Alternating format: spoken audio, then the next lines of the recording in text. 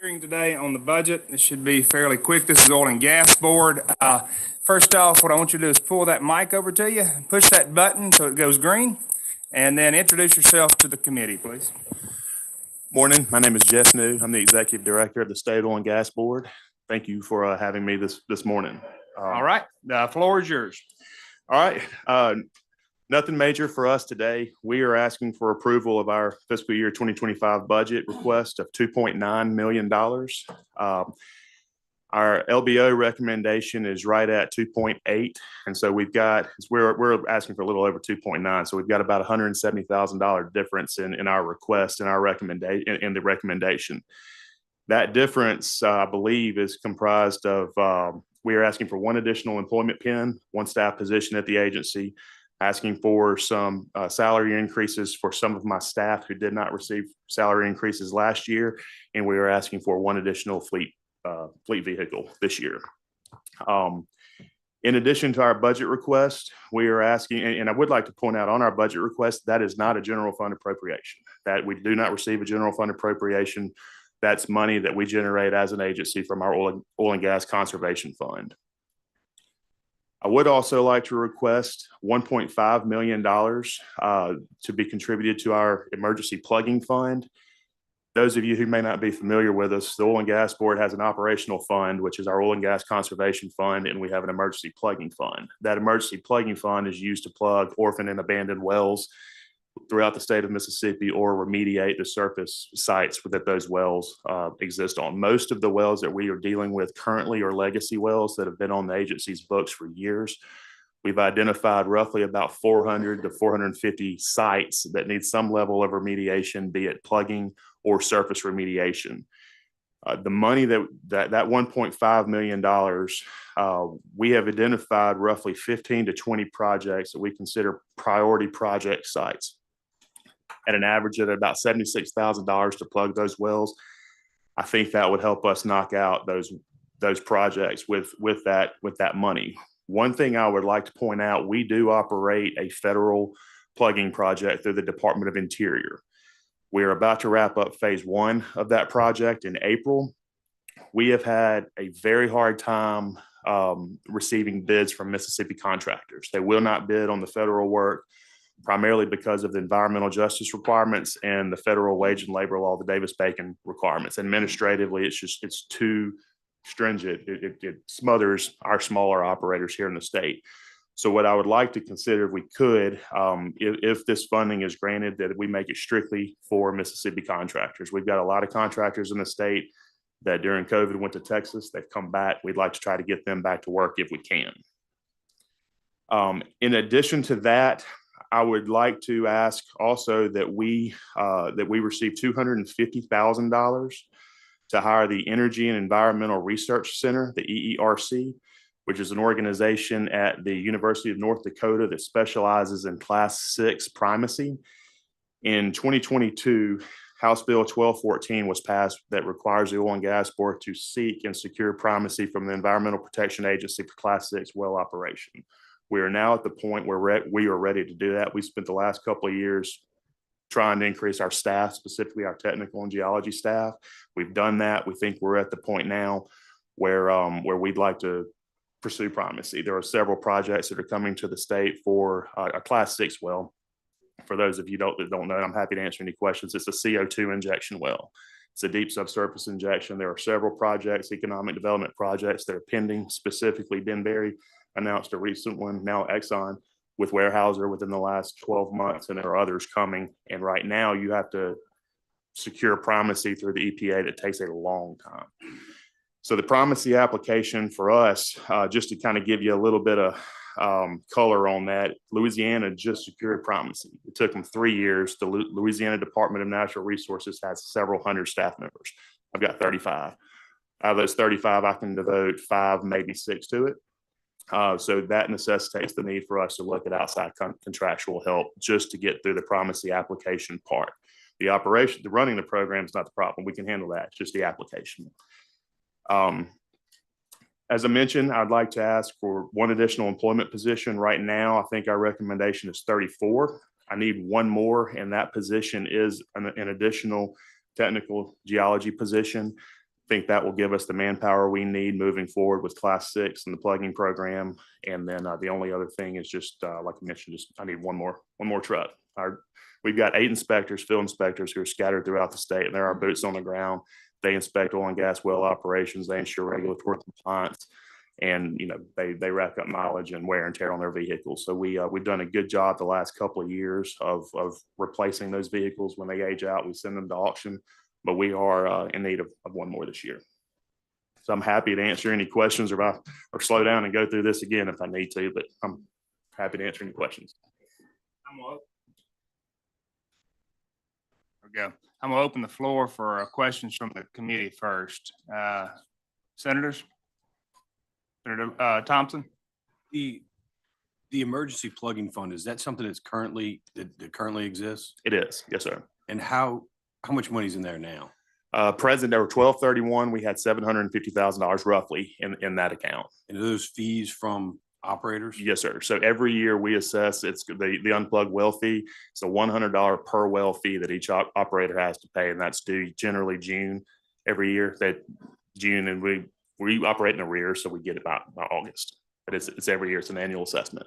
And the 1.5 million that you're asking for now, that would be a separate appropriation? Yes, sir. From the general fund? Yes, sir. No. That would be a general fund. So the 2.9, our budget request is just approval of our budget. That's not a general fund appropriation. The 1.5 would be an additional sum on top of our approval of our budget, but we're not asking for a general fund appropriation for our budget. How many abandoned wells do we have right now in Mississippi? That's a tough question to answer. Right now, we've identified 900 sites. Out of those 900 sites, there's about 450 that we consider priority sites. Some of those, it may be a legacy site that no one's put eyes on in years, that it may need nothing. There might not be anything that needs to be done out there. So part of what we're going to be doing with our federal program moving forward is it's an location and identification effort where we get our guys and our contractors out there, put eyes on these sites. Typically all they've got is a lat and a long. And until they can get out there and put eyes on it, check the box and say, this well's good, we can take it off our record, or it needs surface remediation or plugging or whatever. But I get asked that question a lot, and there's just no way to know. We know we've got 400 to 450 priority sites that we want to move on immediately. Thank you, Mr. Absolutely. Senator Delano, I saw you pushing your button. Are you good? Senator Tate? I've got a few questions that you brought up in everything you've got there.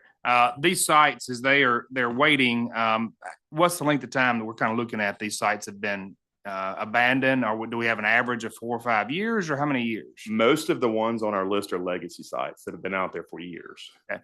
So those sites then, are they available to the landowner then to utilize, or are they just going to be roped off until such time as y'all get out there to take them off the books? They're not secure, and that's a lot of the problem. I mean, there's a safety and environmental hazard with some of these sites. So picture, if you will, just you've got pasture land, and there might be an old tank battery or an old pump jack or something, just metal scrap salvage that's been out there since the 70s. It's not operational. It's not doing anything. It's an eyesore.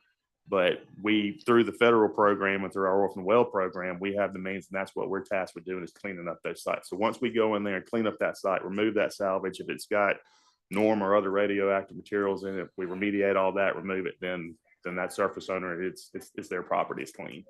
So, but the surface owners continue to pay the taxes on that property while we're waiting on remediation. Is that right? Yes, Once sir. it's abandoned, it's theirs until such time as y'all give it the okay, and they can't really utilize that site, but they still got to pay on it. That's true. Yes, sir. So, and that's a concern I've got. I'm looking at your metrics from last year, and it looks like we had 0 on plugging orphan wells, but this year estimated of 12, and you're asking for, looks like a metric of 12 next year. When you told me 450 priority sites, 12 ain't going to do it. That's right. So we need to be looking at that a little bit harder on what we're going to do there. You're talking about one staff tech. Is that staff tech going to assist in the plugging of those sites? No, that's an office. So that's going to be an office position. Yes. What do you need out there in the field to help us move this forward? Because what I'm hearing is we're putting people in the office. We're not putting people out there where we need them. So tell me what's going on. We could, We could use as much money as y'all want to give us for the emergency plugging fund. What we need is the ability, and we do have that ability, but we need to be able to contract with outside entities, which we've done with the federal program for manpower. We don't have the manpower. So, on average, and Mother Nature has a big say in that, because when you get in the wet season, you can't plug wells, you can't access a lot of these wells. But, with the federal program, we've averaged about $76,000 per well. Now, some of those are more expensive, and that's a pure average. But for us to really put a dent in this thing, we need the manpower and we need the money. So that 1.5 that you're asking for is going to be for hiring, contracting out people, or what's that going to do? That's field work. That's all field work. That's all field work. So, and there's no administrative cost out of that you're asking for? No. You're asking for that to be a one-time appropriation, is that right? Of course, you want it every year, but right now, we hit you with 1.5. How many is that think you can knock out? 15 to 20. Maybe. Okay. All right. I will tell you the next question I've got. Your salary increases brings up my general question. My general question is your progression money last year. What did you do with it? We provided salary increases for basically half my staff. I think the increases this year are roughly about $43,000 total with my remaining staff. Okay. Those are folks that have been there the year, they've met their year, or they've met additional educational requirements through just. So your plan was to utilize the performance metric to provide that, not go across the board. That's exactly right. Yes, sir. All right. So heads up, we pulled the date on that. That's something that my subcommittees and Senator Delano's subcommittees are all doing. We want to know where the money went, as we were concerned that it was really kind of aimed at helping salaries and to help insurance costs, defray those that were going up on our staff and employees. We just want to be sure they went to the right places. Absolutely. So fair warning, just giving you that heads up. So other than that, I think the biggest thing is plugging these wells, getting that taken care of and moving forward on that. I know we're running behind. We'll probably follow up with any other questions that come up. We do appreciate you coming in. Senator Corbin over here. Corbin with Appropriations may have a question for you. So I'm looking at, we get a DFA cash report, and it shows that the emergency plugging fund, I think it's got a $1.1 million balance as of December 31st. So is that some of those funds already obligated to other projects? They are. We've got a contract through with the federal plugging program that runs up in April that will basically the difference in that total. And could you get the committee like a breakdown of how much cash versus how much is already obligated to projects and what's remaining on plugging? The emergency plugging fund? Yeah. So if that's showing 1.1, the difference, roughly about $400,000 is obligated. So after that $400,000, we'll have cash in the emergency plugging fund of $750,000, which is kind of where we get the number of the 1.5 plus the 750. That gives us at $76,000 per well the ability to plug roughly 15 to 20 wells for a total of $2 million. The 1.5 plus what we have on hand. Sounds good. Thank you.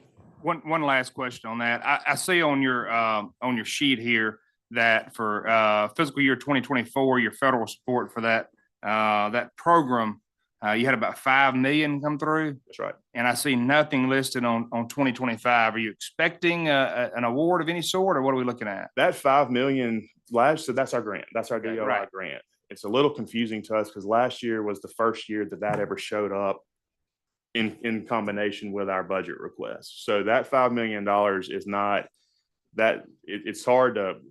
We will receive another grant this year. We don't know what that sum will be, but that $5 million is not a part of our operational budget. That was a separate $5 million allocation through the DOI for plugging purposes only. Well, that's what we want to know is if we're going to get more money. So what can we do to help tag with that money to start knocking those wells out? So that's kind of the reason for the question. The reason I'm asking for money from the state for plugging is strictly to hire Mississippi contractors. Our contractors we have now are from Louisiana. Okay. And our folks just they're not able to do it.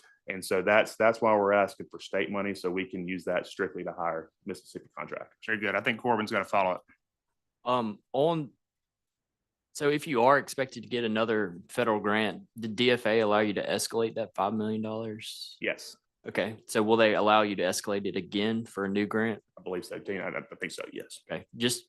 We just need to make sure that they will allow you to escalate it again. And if not, we could add some language to your bill to, I guess, allow them. So just double check with them. Sure. Make sure. Very good. Any other questions? May I add one thing? Yes, sir. On my salary increases for my staff, our agency is very technically specific. And a lot of the strength of my staff members they've been there a long time. And part of when we have turnover, it's very, very hard to find people with industry knowledge. And so our ability to do our jobs requires that we keep our people that have been there a long time, because you can't just go out and run a job search and plug somebody and you lose institutional knowledge, you lose that expertise. So that's part of the reason that we have aggressively tried to increase our salary for our staff members as much as we have. We've got to keep our people. So that's where I'm coming from with that. And I can understand that. So I hate to cut you off, but we got to move on as we're going behind. So we'd appreciate you coming in. This is your subcommittee. Senator Williams, did you have any questions? No, sir. Okay. Feel free to reach out to any of us with any questions you've got. We're here to work with you. We're not trying to hurt you. So we appreciate you coming in. Absolutely. Thank you, sir. We're Nice going to to meet take you. just a second to get everybody else in.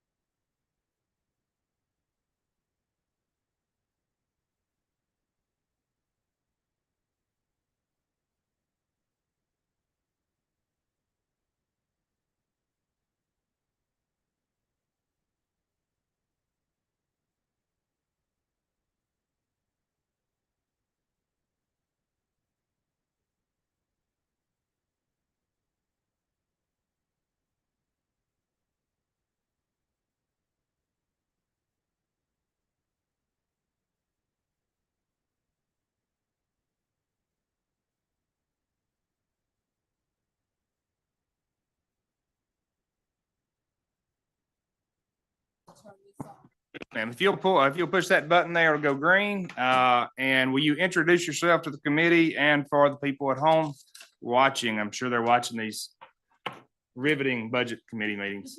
Throw that in. Good morning. I'm Susan McKay with Grand Gulf Park. We're actually Grand Gulf Military Monument Commission, but we are a state park under the Conservation Department. And I want to thank y'all for all of your help last year. We were able to make many, many improvements to the park, and we have come a long way, and we would love to keep our momentum going. The sheet that I passed out is in addition to the recommended LBR, LRB, whatever y'all call that, the budget recommendation. Right now, we're having trouble with our labor. We don't have that great of a labor pool, and the salary range for the work that is required is not seem to working out because we are losing people 3 days after we hire them. What has saved us has been the ground maintenance. And if we don't get that increase this year, I don't know how we can keep the park up. We're needing to fill 2 pens. That's why I was asking for the increase. That would leave us with 1.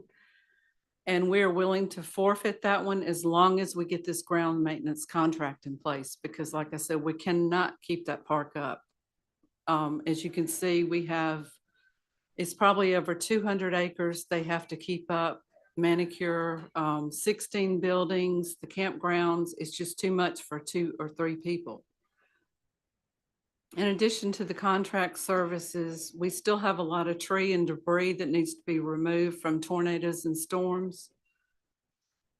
And on that same note, there is significant damage to the cemetery. And I spoke with a person that does tombstone repairs, and it's going to be about $52,000 to repair all of the headstones and monuments inside the cemetery.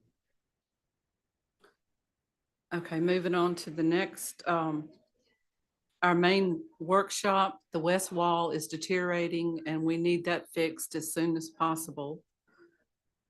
The Spanish house has been there before we were a state. The framework and the decking on that building really needs to be replaced. It's gotten dangerous. We have it caution taped off, but it's got to be replaced to keep the integrity of the building. The roads through the park are another critical issue.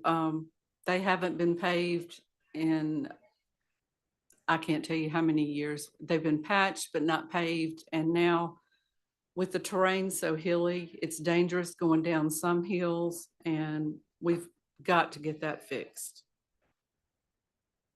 Okay, moving on to our other needs. You'll see a list of equipment that we need. One of the things is a heavy duty truck that has a larger towing capacity. And we'll also need a trailer to go with that. We're unable to move a tractor from point A to point B. Fort Coburn is over a mile away. And then there's Lookout Point, which is 15 miles away. And we have no way to transport the equipment out to that site.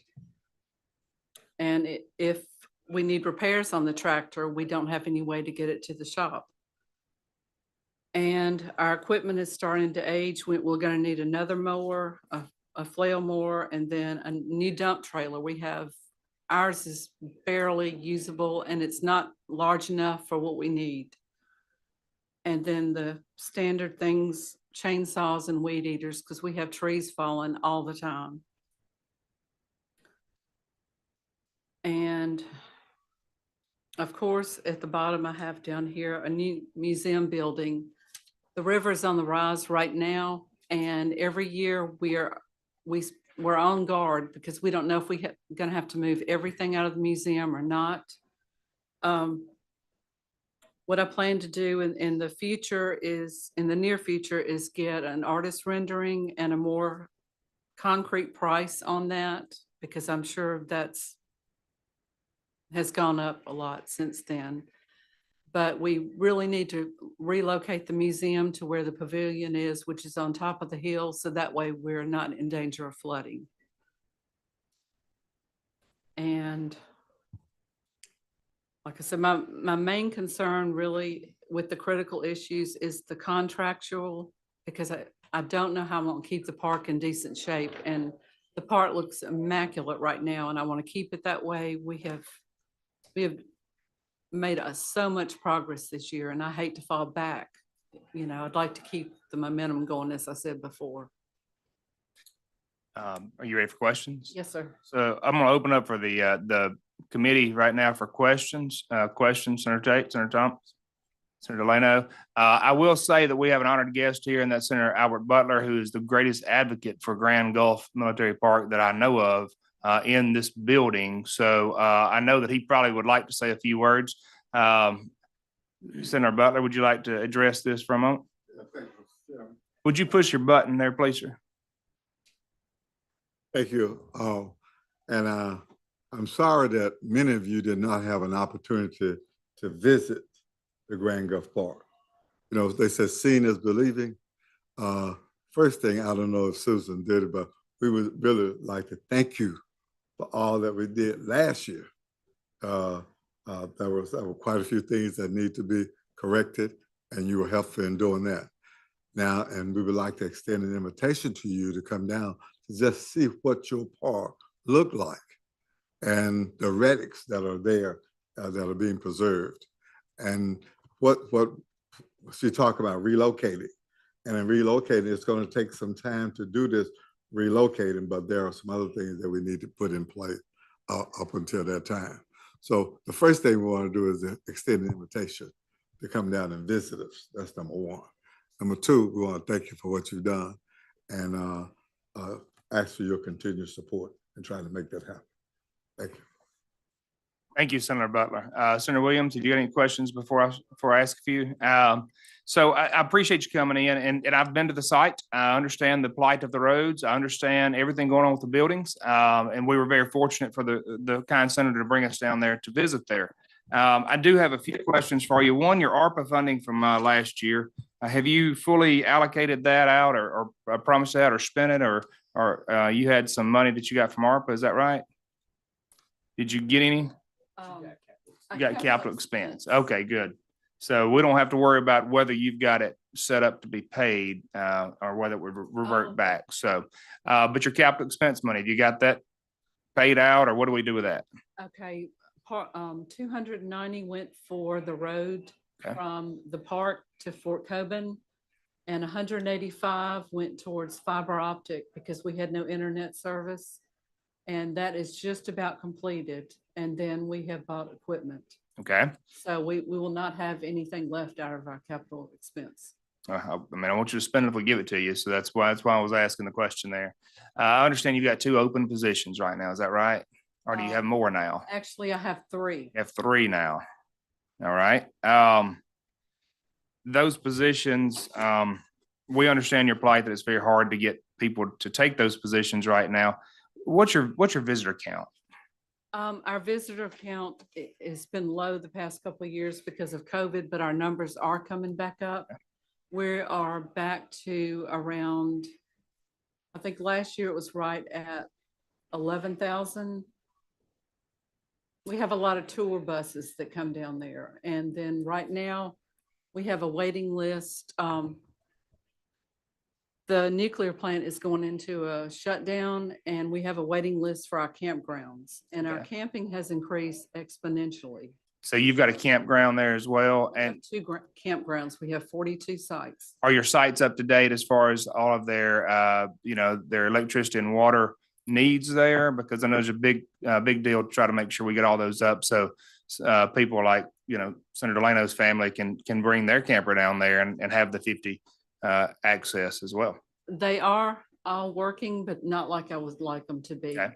There was no schematics left from the previous administration, and I would like to fine tune that. All right. Well, I think that's an important thing right now because that's definitely a revenue source. Senator Tate's got a follow-up. Thank you, Chair. You said there was flooding. Yes, sir. When it does flood, tell us what's the process of moving those artifacts, and does Department of Archives and History, do you have to go through any hoops with them? We are supposed to, but the last time it flooded, that was before my administration, and the local town, the people that lived in town had to come out and physically do the work themselves. I was a Good for that volunteer, community. even though I wasn't Yeah. there. And 2 years ago, when we were in danger of flooding, Archives and History was not going to help us at all. So I got in touch with the former director of MEMA, and he said that he would get us 2 storage pods and get 2 men in a truck to come help us. Mhm. Very good. I'm glad to hear the agency stepped in on that one. Yes, sir, he did. But we watched the river, and when it gets to 52, we have to move all the carriages out of the carriage house. If we think it's going to go any further than that, we go into panic mode. I'm just going to be honest with you. And there's, the road's underwater, so it's hard for people to get there, and timing is critical. Even though we can't promise you the money, do you have a strategic plan as to where you want to be with this, this park anytime in the next 5 to 10 years? Because, it's real hard to plan, as far as your budgeting, aspects here, if we don't know what we're headed towards. Yes, sir. We are broadening our amenities. We are in the process of cleaning up. We're now developing that area into walking trails, and hopefully in the near future, those will turn into biking trails, which will attract a whole new. Which, I mean, ideally, that sounds wonderful, but, strategic plan as to your current facilities. What's your priority to move? I would expect that your priority is going to be to move your headquarters up top. So it's not being, in the face of flooding, things like that. Your tour buses that are coming in, can they turn around? I know that our tour bus had a difficult time turning around. Senator, if you want to push your button, I'd love for you to weigh in on that. Yes, sir. Thank you, Sheriff. As you can see, it's been Susan is new in the position. There was a strategic plan in place. Now, she would have to go back and talk to the former director to pull that plan up. And next time she comes, she'll be able to present those. And we're not trying to beat you up. We just we want to work with you to get something together so we can have it for the committee and take it to Senator Hobson's full committee. So Senator Hobson is here. He may have some follow-ups on Grand Gulf. Senator Hobson, have you got anything to weigh in on? All right. But what we're trying to do is optimize all of our assets that we have in place, get those in the best shape that we possibly can, and go from there. Very good. Very good. Well, we appreciate you coming in. Corbin, have you got any questions? We appreciate you coming in. Like I said, you've got one of the greatest advocates in the building or probably in the state over there with Senator Butler. So we appreciate him and we appreciate you coming in. If you have any questions, please feel free to reach out to your committee. These are your committee members and we look forward to working with you over the next 4 years. Thank you. Thank you so much. Thank you all for your time.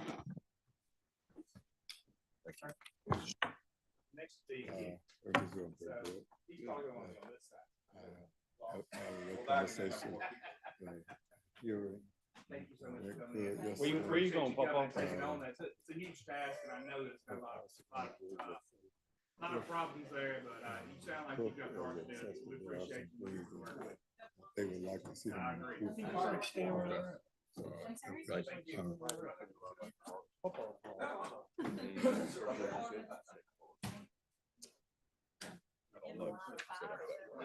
Yes. You think you bought enough guys? I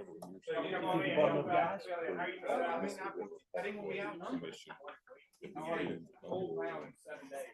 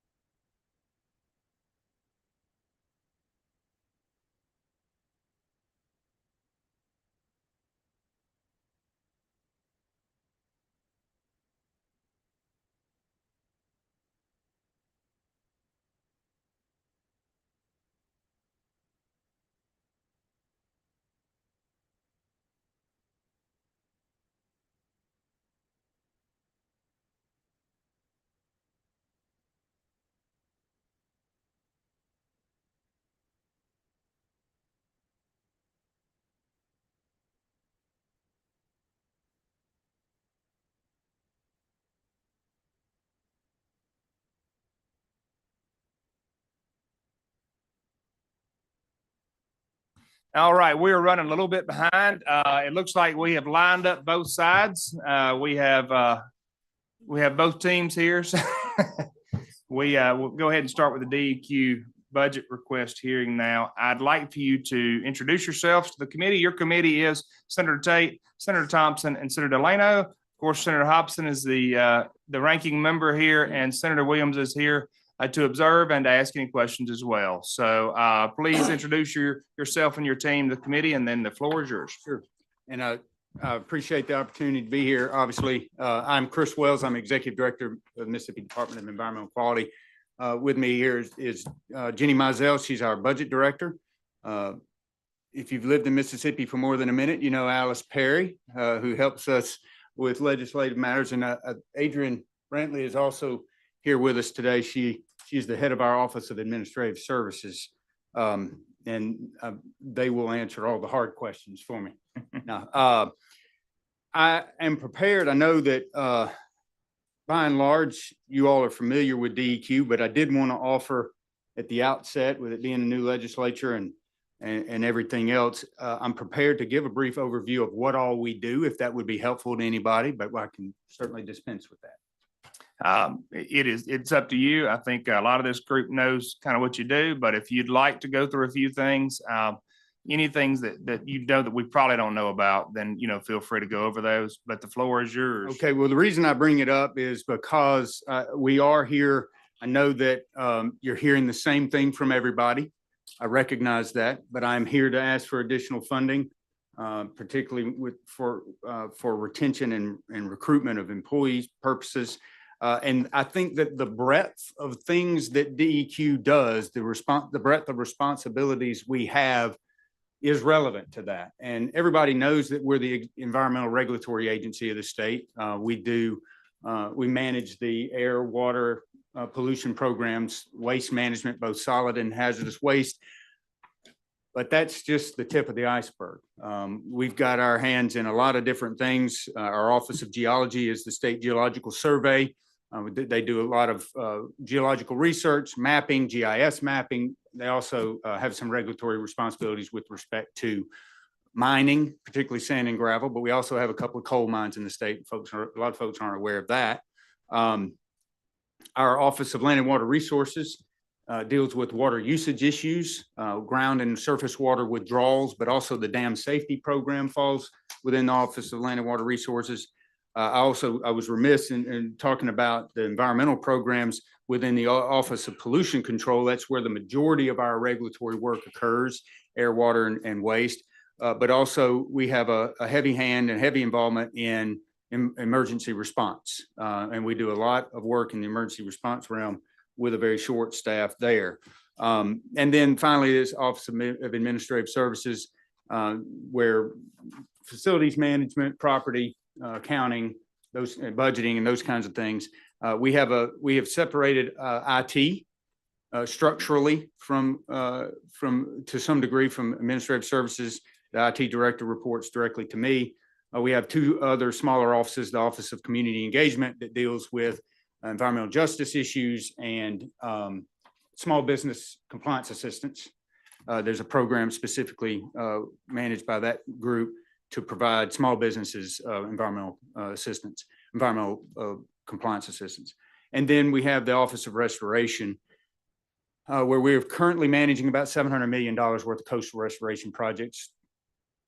We will eventually have had upwards of $2 billion come through the agency for coastal restoration through the course of that program. The payments under the consent decree with BP and the other responsible parties goes out to 2031. So that's a short-lived program in the grand scheme of things, but doing a lot of work there.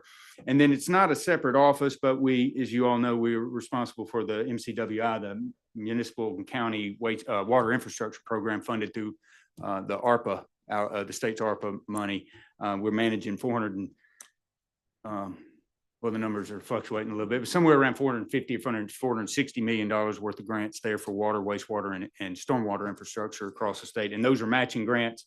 The state's 460 is matched generally dollar for dollar. So it's close to $1 billion worth of infrastructure work that we're helping with across the state there. So we do a lot. We've got a lot going on. And simply put, we're understaffed. We're doing a lot with a few. I do have one handout. If I take the liberty, I don't know if anybody was provided this ahead of time. That's it. The one handout I have here is this graph.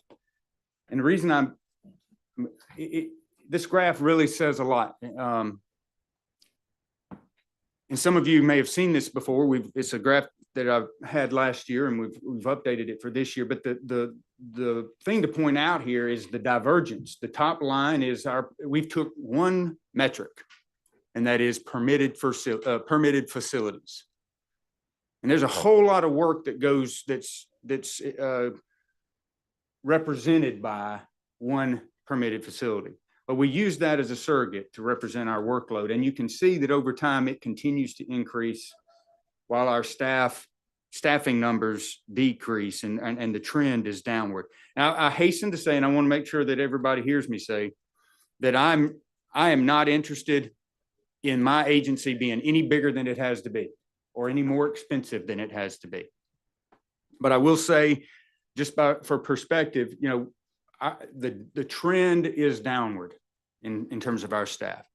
And we're having a harder and harder time keeping up with our workload and to do it effectively and efficiently. And frankly, to meet the expectations that we've set on ourselves, but that the legislature has come to expect of us, the public has come to expect of us.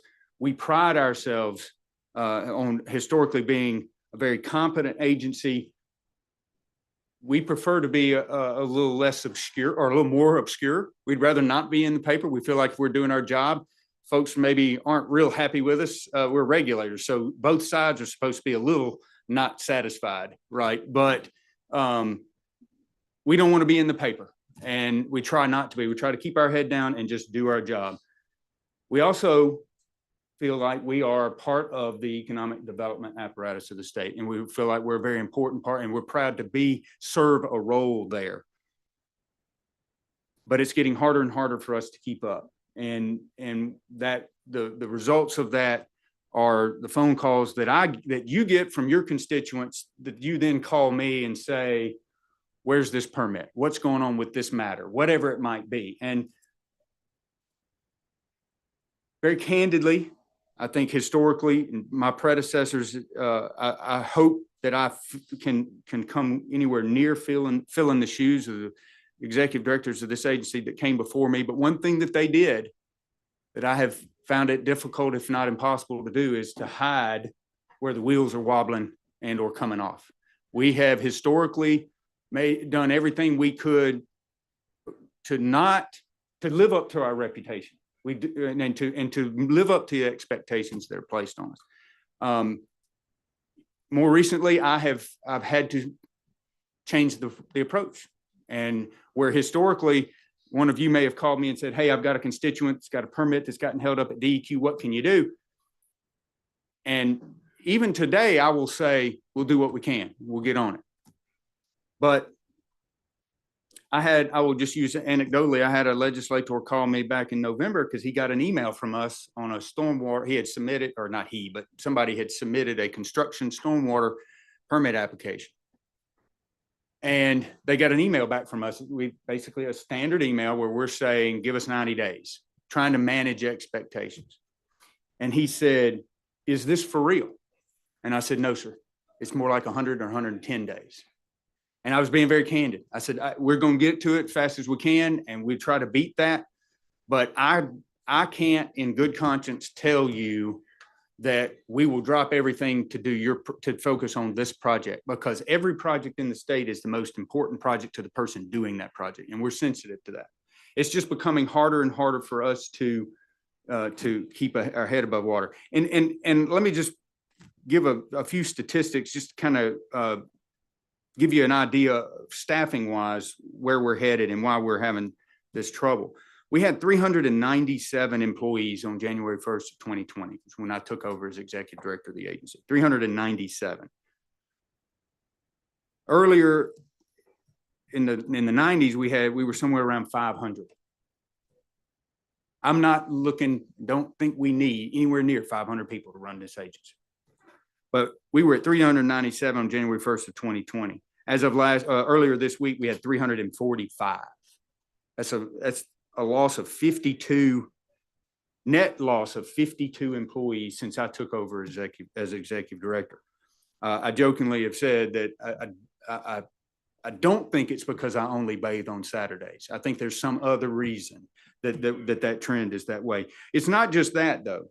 We got down as low as 339 over Thanksgiving of 2023. We're at a net loss of 7 employees since our headcount snapshot was taken last spring. And that's a net loss because during that time, in calendar year 23, we hired 46 people. We lost 53 in the same period of time. So we're at a downward trajectory. And I know I'm repeating myself there, but it's important because I think a big part of what's happening is we're becoming less and less competitive from a standpoint of retaining employees and less competitive in recruitment. Now, we continue to recruit some really good people. We're just not able to keep as many of them as we need for a length of time that's needed for them to get up and proficient. We have almost 60% of our staff, right at 57, 58% of our staff has less than 10 years of experience. That's way far away from a bell curve. That tenure of 10 to 20 years where folks have really, they're workhorses, they know what they're doing, they become subject matter experts, they're moving into management, they're teaching incoming employees or mentoring incoming employees and all those things is less than 20% of our agents, less than 20% of our staff. We're having a hard time getting people to take management positions. So we're looking at ways to try to we're all constantly looking at ways to try to do our job better and more efficiently and with as few people as we can. But I'm here to tell you that at 345, we're understaffed. And I'll get to the numbers in a minute, but what you're going to hear from me today is a request that will get us back to 397. That would be my goal, to get back where we were when I took over executive director, or as close to that as we can. But I hasten to say that I'm not here to say that additional general funds from the legislature is the cure-all for everything that ails us. My staff will vouch for the fact that I'm constantly constantly prodding and poking and pressuring managers to look for ways to do their jobs easier and better. If we can make our life a little easier for our staff, we're probably making life easier for the regulated community. That's a win-win. If there's a tool out there, whether it's a physical tool or an IT tool that we're not using that would make life a little easier, I want to do that. If there's a process change, something that we've been doing for 20 years, we don't have to keep doing it that way just because that's the way we've been doing it. And if it makes things more efficient, I want to do those kinds of things. I'll use one example. You'll hear me talk a lot about stormwater. Stormwater is not the only place we're having problems, but it is a microcosm of all of the issues across the agency. That branch has, every greenfield project has to have a construction stormwater permit from us. That branch has a manager and 5 staff positions on the org chart. The manager of that branch is a lady named Carrie Barefoot. She took over the branch in June of 2022. So she's been there a little over a year and a half. She's interviewed 19 people to fill. She had 3 vacancies out of those 5, 2 vacancies out of those 5 up until right around Thanksgiving. And one of her folks left her to make a lateral move to somewhere else in the agency to get out of the pressure cooker. So she's down to 2 staff members. She's interviewed 19 people, offered 9 job offers, made 9 job offers and had 0 acceptances. Meanwhile, all of the economic activity in the state, which is a great thing for the state, continues to increase and it creates a workload for them that they can't keep up with. And so the timeliness of us turning around those is diminished. So one of the conversations that we've had ongoing is what can we do differently? And they came to me, Carrie and her manager at the time came to me one day and said, look, one thing we realized is there are mines that are a certain size that are exempted. The geology regulations, the mining regulations don't require a permit for a mine if it's under a certain acreage. Yet we're requiring large construction general permit coverage, which requires the landowner, the mine owner to submit a stormwater pollution prevention plan to us and a notice of intent under the general permit, requires us to review all that and issue a coverage for mines that are exempt from geology, from mining regulations. But meanwhile, we have a small construction general permit that covers anything under 5 acres, and you don't have to submit anything to us. Now, why it didn't dawn on anybody over the last 20 years that we could cover exempt mines, we can still do our job to protect the environment and ensure that people are managing their stormwater, but do it under the small construction general permit that requires nothing to be submitted to us. And there is nobody having to wait for us to issue coverage before they can start doing what they need to do. Well, that was a small change. I don't know how many permits we were dealing with. I don't know how big a impact that had on their workload, but it was a small, easy change that we could make that had some impact. And if we can make a bunch of small changes, we can make a big impact. And so we're looking at those things, and I want you to know that we're doing that. I'm not just here to say, I got to have more people just because, and I need more money just because. So we've been looking at the numbers, and what I have to propose or to ask for, we're looking at two numbers really: our salary cap and our general funds. And make sure that everybody, I think y'all know this, but our overall budget, our overall appropriation is somewhere around 260, 270 million. Most of that is spending authority. It's a lot of federal money comes through us. Where we have historically been over the last several years, around a $12 million general fund agency. So the percentage of our overall budget in general funds is very small, but the salary cap within our overall appropriation is something that we've been looking at. And if you start with the premise of level funding from last year and add to that an increase for PERS, mandatory PERS, the increase, we have educational benchmarks that we budgeted for of 406,000. The PERS increase for us would be 1.125 million. Our level funding total salary cap was 3.9, a little over 3.9 million. And then we have certain recruitments, certain job, we've got, as of earlier this week, we had, or late last week, we had 9 job offers outstanding. We made job offers. We've got some key positions like our permitting division chief, who tragically and suddenly passed away at a way too young, because she was younger than me, at Thanksgiving. We've got to backfill that position. We've got some key IT positions that we need to fill. And so we've estimated the cost of that, total cost, not just general funds, but total cost would be a little over $2 million, be $2,084,000. And Emily's got these numbers. I'll be glad that we've got a handout for this too. But that would, I'm looking at that as, in terms of our salary cap, our need would be $34,540,596, to put it to the penny, but 34.5 million. And then the second component, an add-on to that, is really would like to have. Now that need number, 34.5, which would include those 26 key positions, 9 that are out there, some others that are in recruitment, and key positions that we would need to fill, and all that would bring us back to a head count of 372. And that's better than where we are now.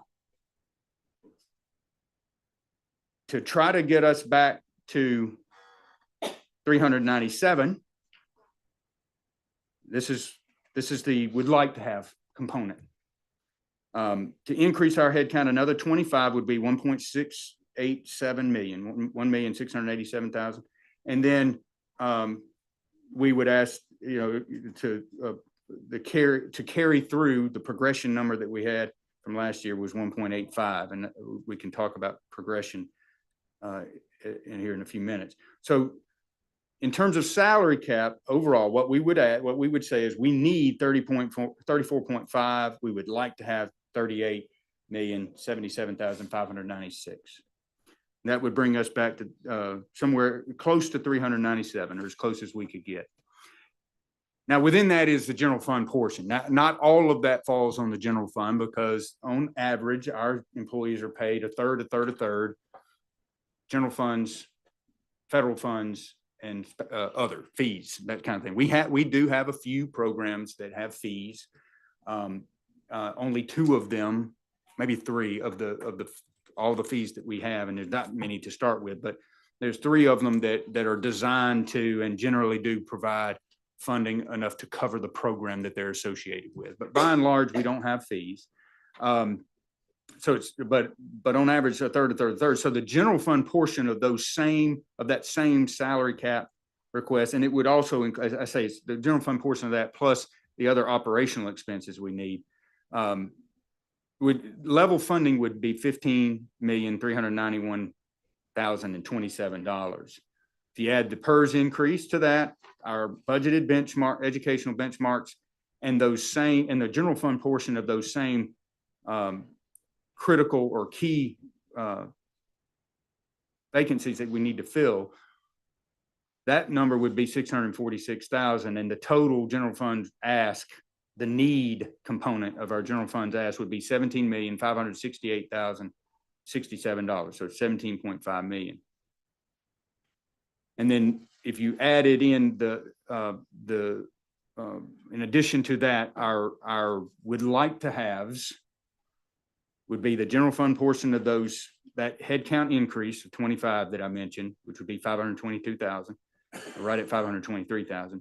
We've also included in our formal request $750,000 for electronic document management, and $60,000 to replace some servers or some IT needs that we have. That $750,000, by the way, is an estimate, and it's an amount of money. It's not enough we are in a multi-year effort to convert everything, our agency, to paperless. We feel like there's efficiencies to be had there, not the least of which is for public records access and that kind of thing. Also, access for documents remotely for our folks that are in the field and that kind of thing.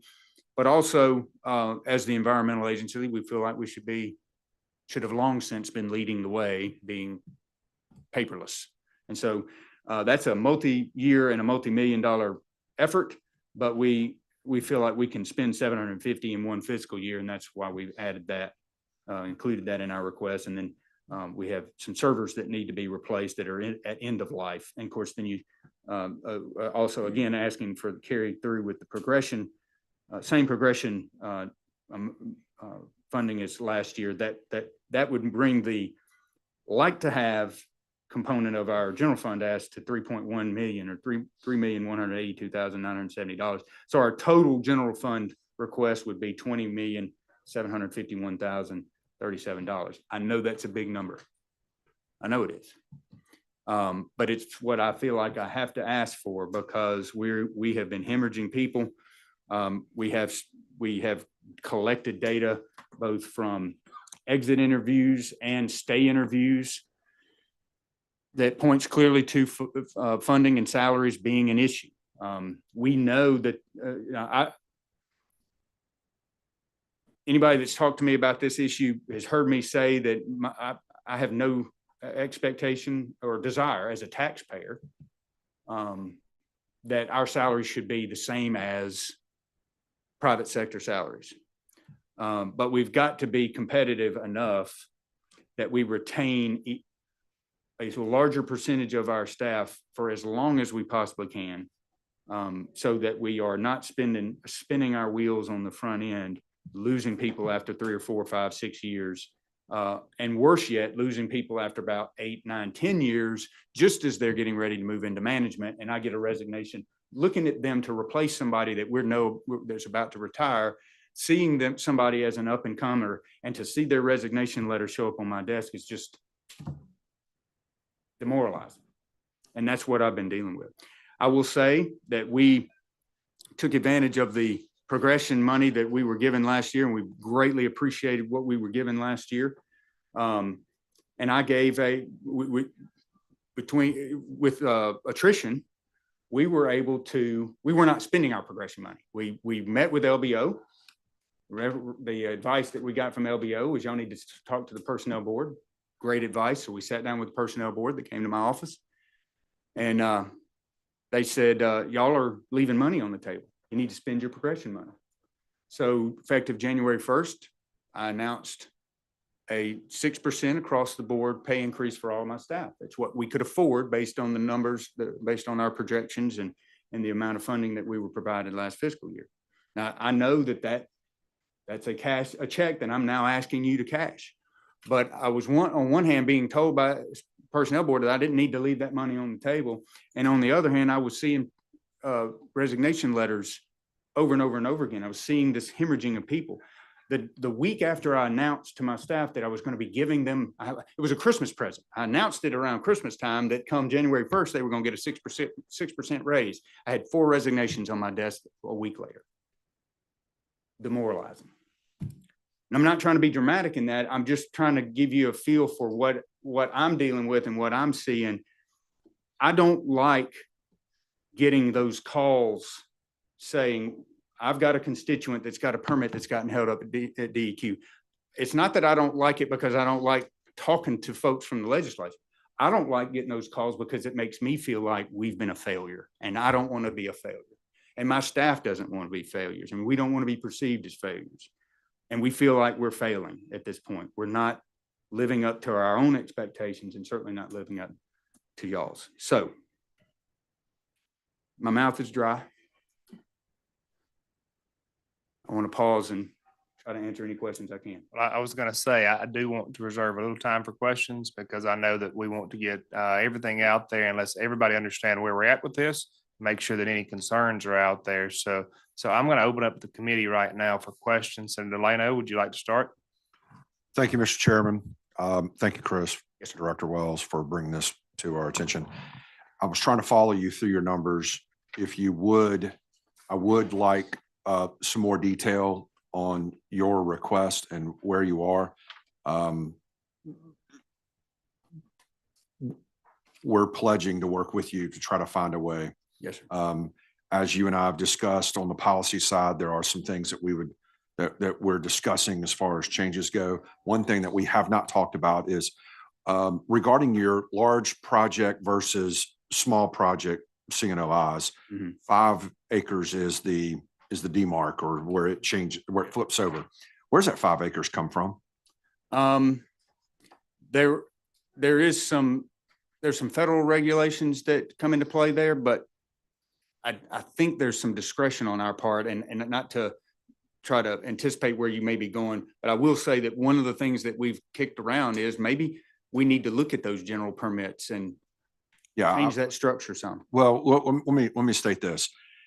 I understand that you're looking at it from the entire state, but when I make on the commercial development side, or if I do any kind of project whatsoever, and I do it in a county that has a strong building office or building code office with a engineering department, it is heavily scrutinized.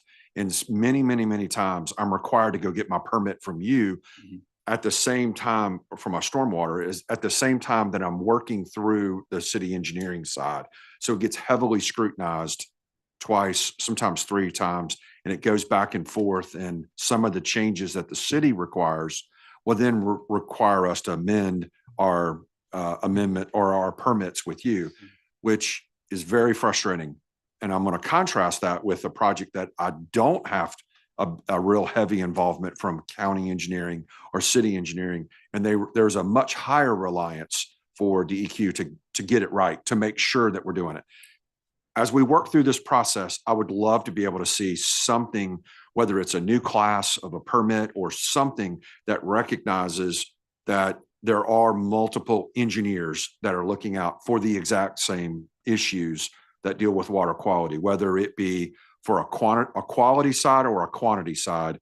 My local municipalities they can carry some of that burden for DEQ. And I would just like for us to consider that in the future.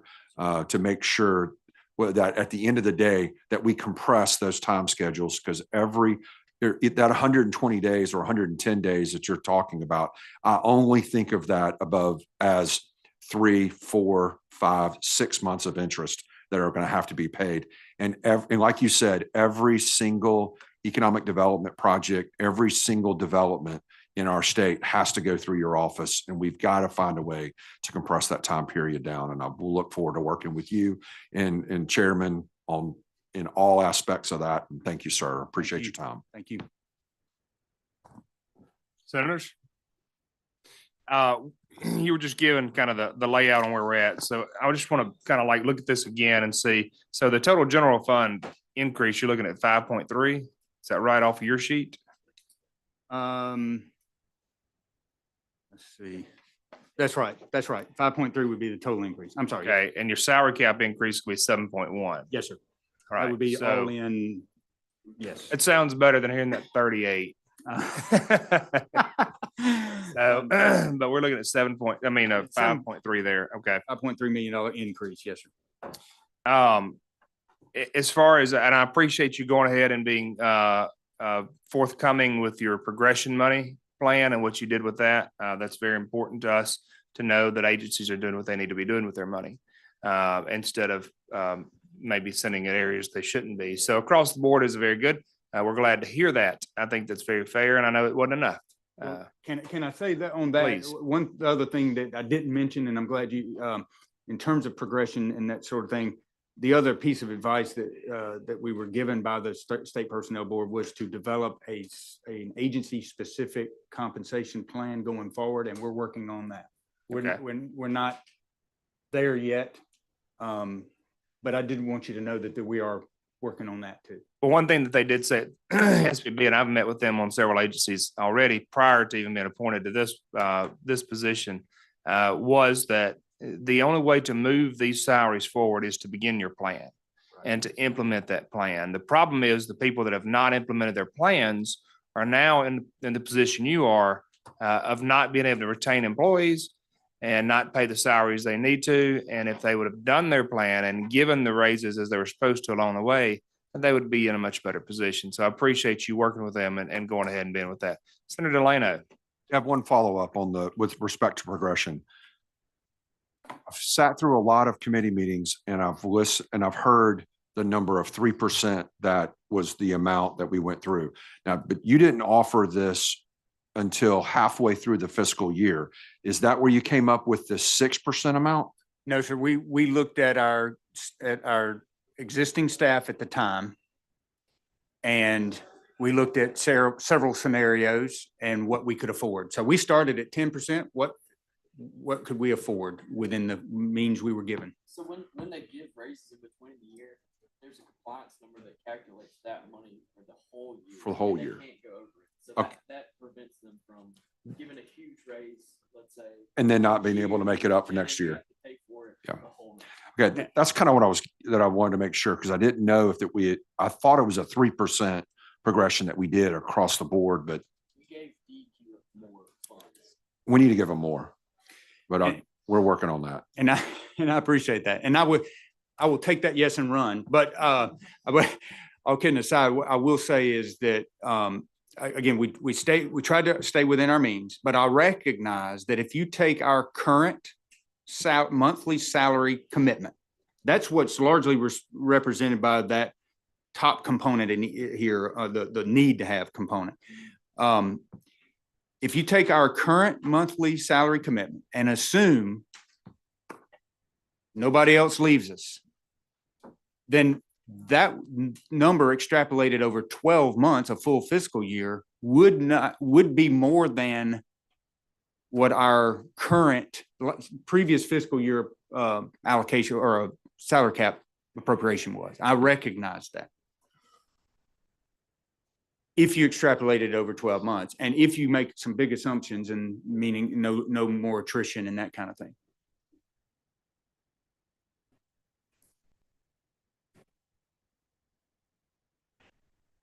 Senator Williams. Mr. Chairman, if you'll indulge me, thank you. I've just got a few questions, and I may just lay them out here. I know time's of the essence here, just curious for some things. you said you separated ITS. Why? That also the paperless project that you're doing, I'd be curious to know what kind of square footage you might be freeing up. I know I've got a little bit of company when we did it, we freed up a ton of square footage because for the obvious reasons, and then what the total CapEx on that project is over time. I can answer those kind of in reverse. Our cost estimate for that entire project was somewhere around between 2 and 2.5 million over a 3 or 4 year period. The square footage is, that it's just, it would be just our file room, basically. We have one consolidated file room. It's not a significant amount. And then the first question was, why did we separate IT? At the time we did that, it was in order to get a higher job classification for the IT director to try to retain the person that was in the position at the time. Okay, thank you. And ARPA, the administration of that $1 billion more or less, are you at the tail end of that, or is that still going strong, or when will that sunset? It's still going strong right now. The deadline for obligating the funds at the federal deadline is the end of this calendar year.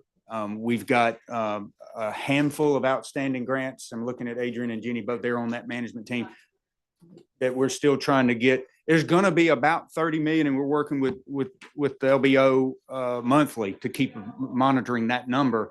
There's going to be about 30 million that's going to go unobligated because people have withdrawn their project, decided not to pursue it, budget came under budget, what those kinds of consolidation. Y'all doing that in conjunction with Horn, is that right? Yes, sir. Okay. Appreciate the job y'all do. Thank you, Mr. Chairman. Thank you. All right. Corbin, have you any follow-ups to that? Minnie? Oh, good. Y'all had mentioned maybe some changes in the ARPA language to allow for the usage of those funds. Could you tell the committee a little bit about those? Well, we've I don't have the details of it in front of me. We've made I think we provided you a copy of, or a list of issues that have come up and maybe some suggestions, and I'll certainly be glad to provide that to the committee. The short version is that there have been a certain number of recurring issues that we've seen come up. One in particular is related to disadvantaged business entities, maybe-weebies as they're referred to euphemistically, women and disadvantaged business enterprises.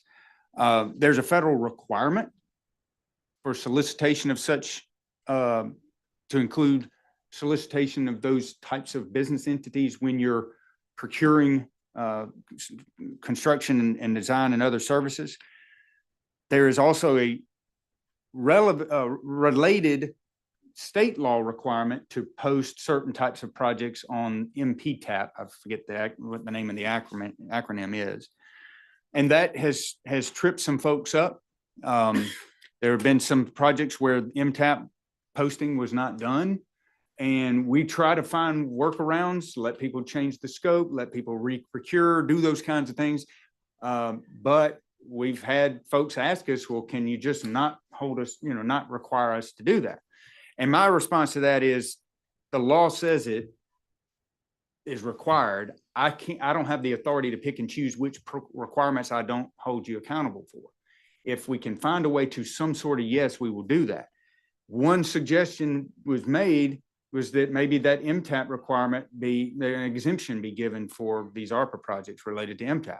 That may be a solution. I'm not here to recommend anything because I also know that that might cause some other problems for folks because if they didn't do the MTAP and they get exempted from that state law requirement, they still have the federal requirement that they have to have solicited maybe-weebies. And if they didn't do that, they still get tracked. So again, we've provided a list of suggestions, some language changes that might, or some issues that might need to be addressed. That's one example. And, but by and large, like I said, we're down to about 10 projects that we're still trying to get the grant awards issued on out of 490 million. That's pretty good. We've got about 30 million that have been basically withdrawn. Of that 38 million is one project by the city of Jackson. So don't let anybody with the city of Jackson say that we deprived them of funding because they applied for it, were approved for it, and have not executed the grant award.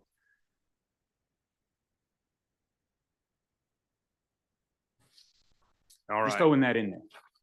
So I have one more question for you there.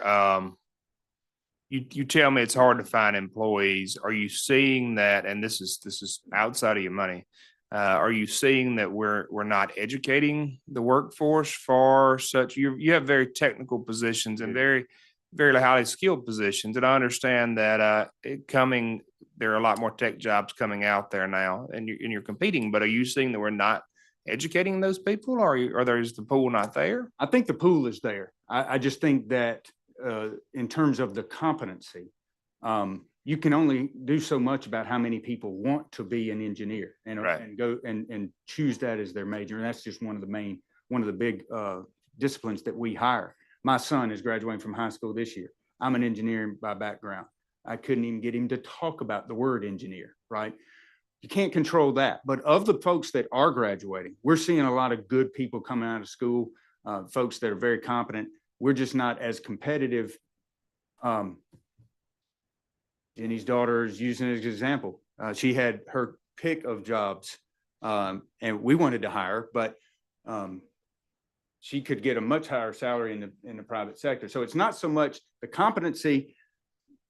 I think that the number of people available is part of the problem, but I don't think that's an education issue as much as it is just a function of the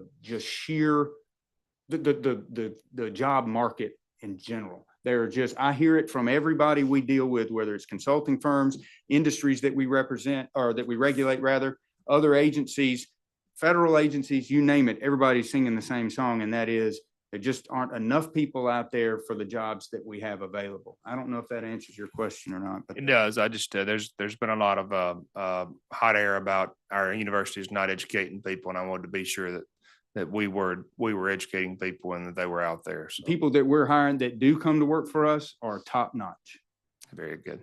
Anything else you want to follow up on? I think that's it. Well, this is your committee. Please come to any of us. Anything you need from us. If you can't find me, come to your committee. Of course, you know how this works. We will work with you to do what we can to assist as much as possible, as will Senator Delano, and we appreciate y'all coming in today. Greatly appreciate it. I don't know of any follow-ups, but if we do, we'll send you a letter with it. Yes, Thank sir. you. Thank you.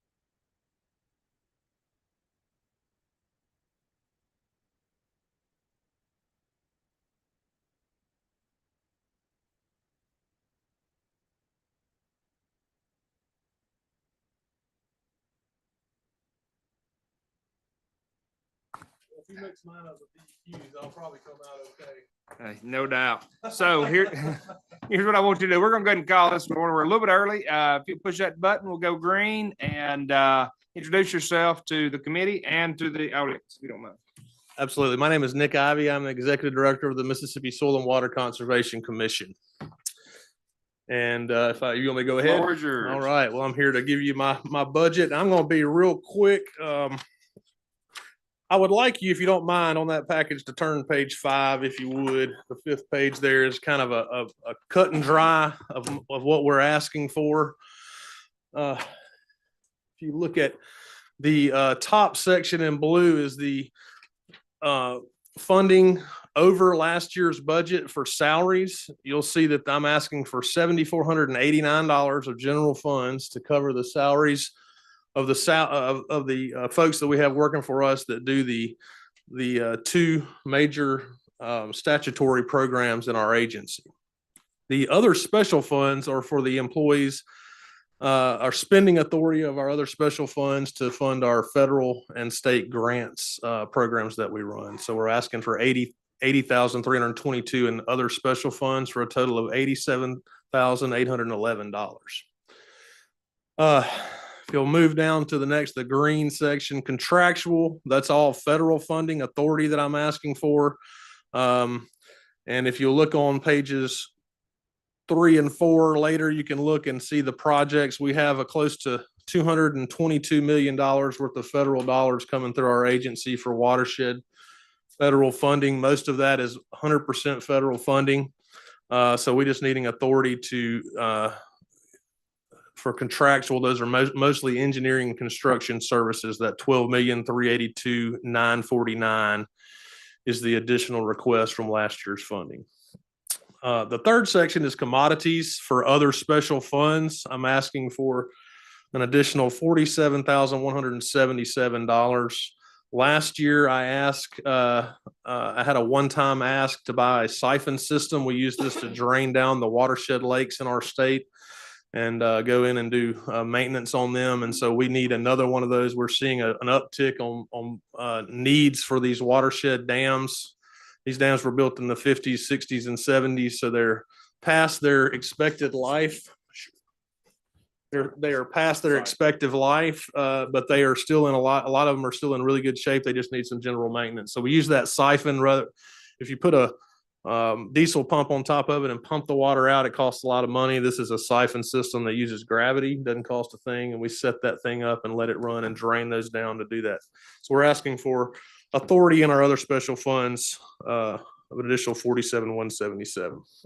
On the bottom, you'll see subsidies for federal funds. We're asking for $128,165 more than last year. Those are for programs that are federal funds that go to the 82 soil and water conservation districts throughout the state.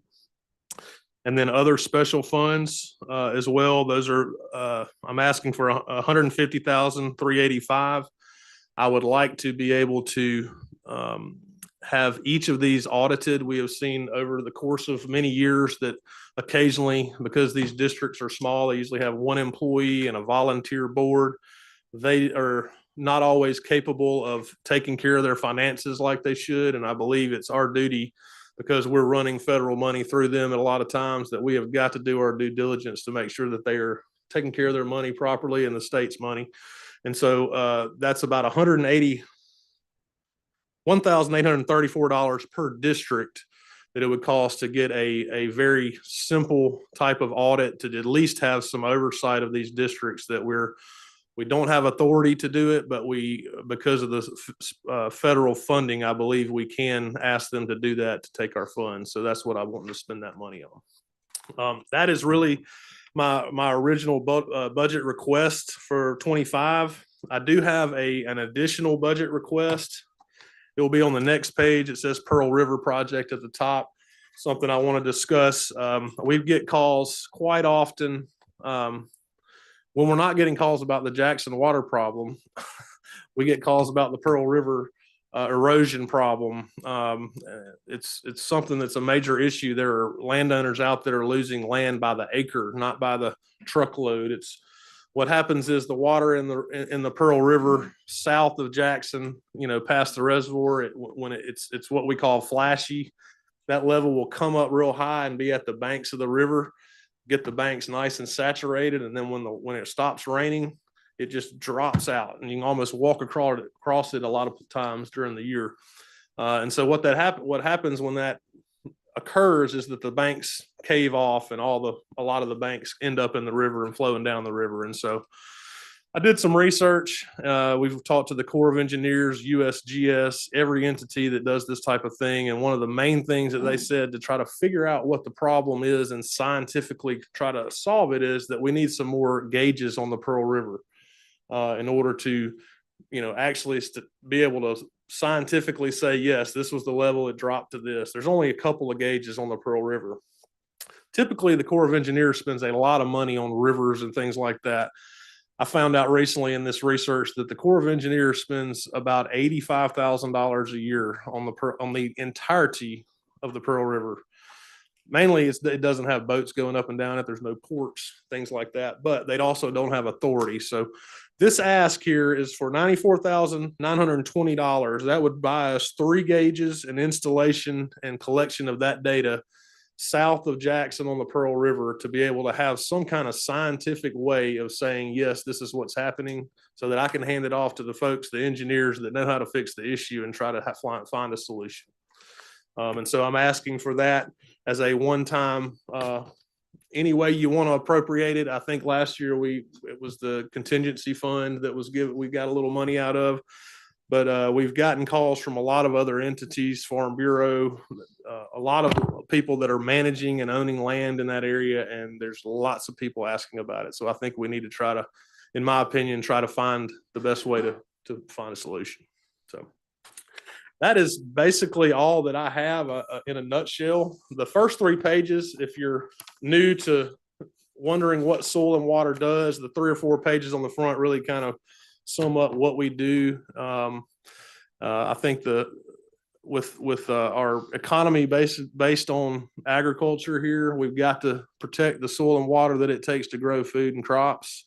And so that's what we're trying to do, is to make sure that we can pass this great resource on to the people behind us. So we appreciate any appropriations that you could spare for our agency. And I'd be happy to answer any questions that you might have. And I believe Senator Branning wanted to note that she is very much in support of working on something on the Pearl River project. And I guess since we're protecting ag land from foreign entities, maybe we should protect it from the things that we can control here locally. And that would be studying this project and finding a plan to figure out what we need to do to save that land. Absolutely. So Nick, I will ask you about your progression money from last year. How did you allocate that out to your employees? The 3%, is that what you're talking about? The Basically SEC the 3. squared, we gave it out across the board. Across the board. 3%, except for me, and there were 2 or 3 people in our agency that didn't qualify for it. But everybody else. Okay. All right. Appreciate that. Yeah. So I'm just going to look at something else. How many employees do you currently have right now? 12. So you have 15 pins and 12, or you have 9 permanent and 6 part-time. So you have 15 total, but you have 12 actually there. We have. Go ahead. Are you having trouble retaining employees? To some extent, in one of our, so our environmental field rep is what we call them. This kind of the lower level of that. It is extremely hard. The only way we hope for the good ones get in there and try to find a ladder up to do some other things and get them in a higher position, but that is hard. We have finished one of our general fund pins will be filled probably in the next 2 weeks. We've gotten all those applications in. We've gotten some good applications. We're getting good people to apply for it, but they do not want to stay. It's not because of the agency, it's because of the pay. I mean, I'm just going to be honest with you. These folks can make $50,000 to $60,000 in the general market as opposed to $33,000 starting at our agency. So it's hard to compete with that. But generally, once we get above into the 3 series of the environmental field rep position, then we generally can keep those people. It's those lower levels that keep turning over. So. Very good. Senator Thompson, you got anything? Corbin, have you got any questions there? Dan? Well, we appreciate you coming in. I'm just going to tell you that we'll do what we can to assist you in any way. We want to be your partner and not be your adversary. You know your committee now. Please feel free to reach out to Senator Tate, Senator Thompson, Senator Delano, who's not here, and we will all work with you to do what we can to help you move forward. We definitely need to be looking at some of these areas. So I appreciate you coming in, Nick. And Thank feel you all free for to your reach out time. to us. Absolutely. Thank you. Thank you. With that, we will adjourn the subcommittee meeting.